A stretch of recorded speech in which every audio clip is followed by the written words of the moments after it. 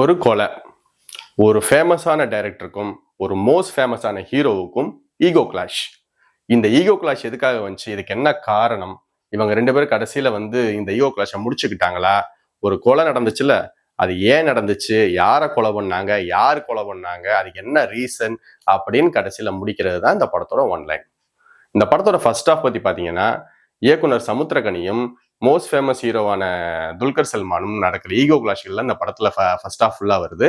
அவங்க ஏன் ego clash ஆகுறாங்க, துல்கர் சல்மான் ஆரம்பத்துல இருந்து எப்படி வந்தார் அப்படின்னு சொல்லி ஃபர்ஸ்ட் ஹாஃப்ல கொண்டு போயிட்டே இருக்காங்க. இதுக்கு இடையில துல்கர் சல்மானுக்கு ஹீரோயினா நடிக்கிறதுக்கு ஒரு புதுமுகமான ஹீரோயினை நம்ம சமுத்திரகனி இன்ட்ரோ கொடுக்குறாரு.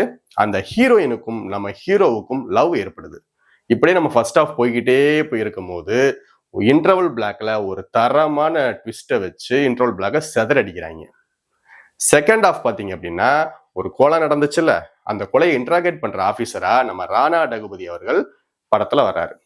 அவர் இன்ட்ராகேஷன் பண்ற சீன்ஸ்லாம் கொஞ்சம் போரிங்கா இருந்தாலும் அவர் இன்ட்ராகேஷன் பண்ற விதங்கள், அவரோட செய்கைகள் படத்துல கொஞ்சம் நல்லா தான் இருந்துச்சு. இந்த படத்தோட இன்னொரு பிளஸ் என்னன்னு பாத்தீங்க அப்படின்னா, படத்தோட குரூ. நான் நல்லா நடிப்பேன் அப்படின்னு சொல்லி சமுத்திரகனி நடிக்கிறாரு. அதை விட நான் நல்லா நடிப்பேன் அப்படின்னு சொல்லி நம்ம துல்கர் சல்மான் வெளுக்கிறாரு. அதை விட ரெண்டு பேத்தையும் தூக்கி சாப்பிடு அப்படின்னு சொல்லி நம்ம ஹீரோயின் பறக்குறாங்க நடிப்புல.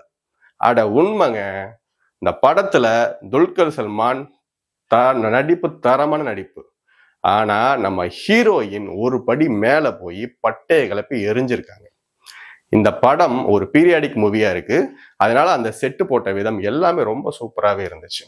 இந்த படத்தோட கிளைமேக்ஸ் எக்ஸ்பெக்டடாவே இருந்தாலும் படம் கிளைமேக்ஸ் நல்லா தான் இருந்துச்சு.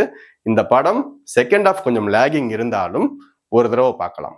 பல முறை பார்க்க முடியாத படமா இருந்தாலும் ஒரு முறை இந்த படத்தை நீங்க தாராளமா இந்த வீக்கெண்ட் உங்க ஃபேமிலியோட போய் என்ஜாய் பண்ணுங்க. தேங்க்யூ.